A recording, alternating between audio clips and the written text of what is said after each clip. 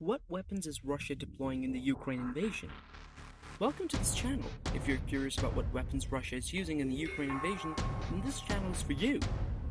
We'll give you a breakdown of the complete information. Subscribe to our channel to stay up to date on current events. Russia's arsenal in the Ukraine invasion. The Russian arsenal in the Ukraine invasion is a mix of old and new weapons. The older weapons are from the Soviet Union era, and the newer weapons are from the Russian Federation era.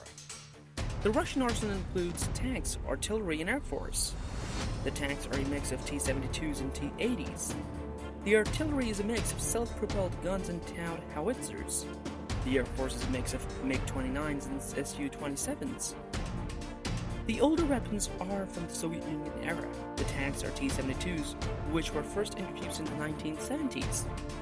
The artillery is a mix of self-propelled guns and Taud howitzers, which were first introduced in the 1950s and 1960s. The Air Force is a mix of MiG-29s and Su-27s, which were first introduced in the 1980s. The newer weapons are from the Russian Federation era. The tanks are T-80s, which were first introduced in the 1980s. The artillery is a mix of self-propelled guns and Taud howitzers, which were first introduced in the 1990s. The Air Force is a mix of MiG-29s and Su-27s and MiG-21s. Let's discuss. What weapons is Russia deploying in the Ukraine invasion? The Russian military is using a variety of new weapons in its invasion of Ukraine, according to US officials. These include advanced anti-aircraft and anti-ship missiles, along with electronic warfare systems. The Russian military has been using these new weapons in both Crimea and eastern Ukraine, where they have been instrumental in helping separatists seize key towns and cities. The US officials said that the Russian military was also using advanced cyber espionage capabilities to gather intelligence on Ukrainian forces. In the most serious clash of the conflict so far, artillery shells killed at least 16 people in the rebel-held city of Luhansk on Monday. Let's have a discussion about it. The Russian military strategy in Ukraine. The Russian military strategy in Ukraine is a delicate and dangerous game. Putin has been consistently testing NATO's resolve with ambiguous moves and sudden invasions, all while maintaining plausible deniability. So far, his strategy has been successful, but it carries a high risk of escalation.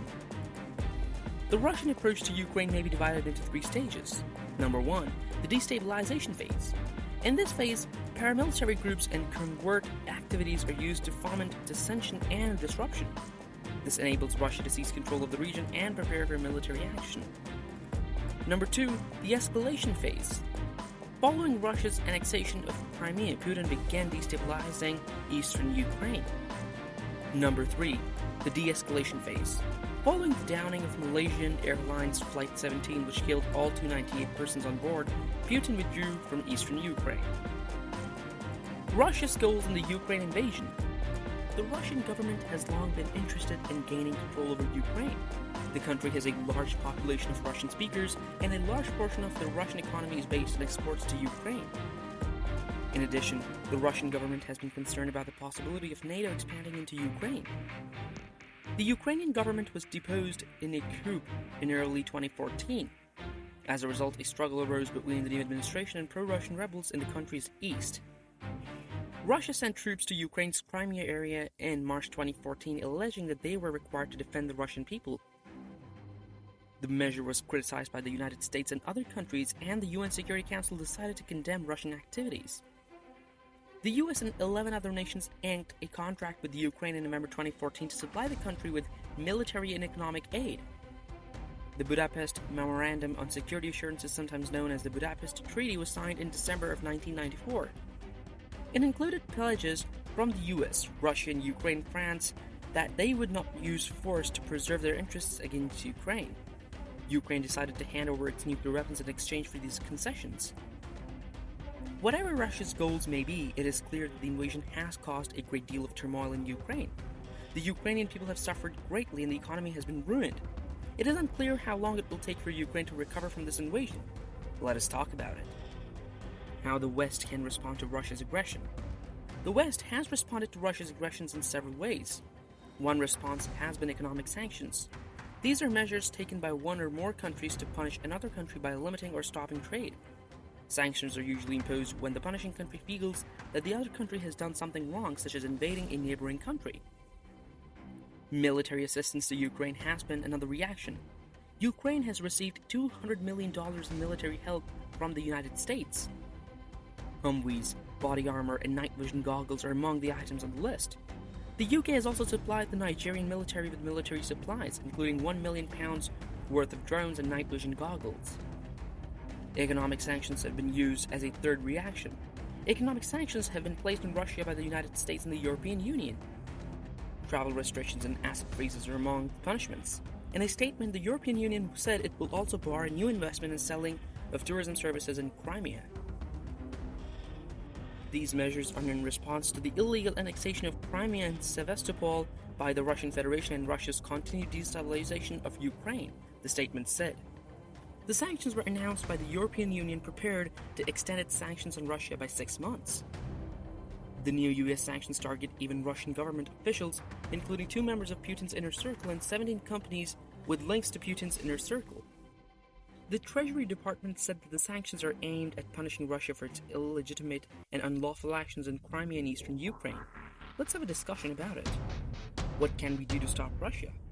We need a multi-pronged strategy that encompasses diplomatic, economic, and military responses. To isolate Russia diplomatically, we must work with our partners. We must also make Putin understand that his acts have repercussions. One method is to impose economic sanctions. Militarily, we need to provide support to the Ukrainians and other countries that are being threatened by Russia. We also need to upgrade our military capabilities so that we can deter Russian aggression. Politically, we need to continue to impose sanctions on Russia and support Ukraine and other countries that are being threatened by Russia. We also need to provide military and economic assistance to these countries. One economic solution is to reduce government spending. This can be done by cutting wasteful government programs and by reducing the number of government employees. Another solution is to promote economic growth by lowering taxes and regulations. Let's have a talk about it. What evidence exists of Russian involvement in Ukraine? The Russian government has been accused by the Ukrainian government of involvement in the ongoing conflict in the eastern part of Ukraine. The Russian government has denied these accusations. There is evidence that Russian soldiers and equipment have been present in Ukraine since the beginning of the conflict. In addition, intercepted phone calls and social media posts suggest that the Russian government has been providing support to the pro-Russian rebels in Ukraine. Let's discuss it. How will this invasion affect the rest of the world? One of the most serious challenges in our day is the Syrian refugee crisis. Over 4 million Syrians have abandoned their homes in search of safety in neighboring countries or Europe. This inflow of migrants has created a fierce discussion over how to handle the situation, with some advocating for the refugees to be welcomed with open arms while others argue that they should be deported. This is a particularly squeezing issue for Europe, which is wrestling with the outcast emergency. A few countries like Germany have been open to transitions, yet others like Hungary have not. The displaced person emergency is an overall issue that requires an overall reaction. A few countries, such as Germany, have been welcoming to misfits, while others, such as Hungary, have been less so. The displaced person crisis is a global issue that necessitates a global solution. Let's talk about it, something interesting. Like, share, and subscribe now.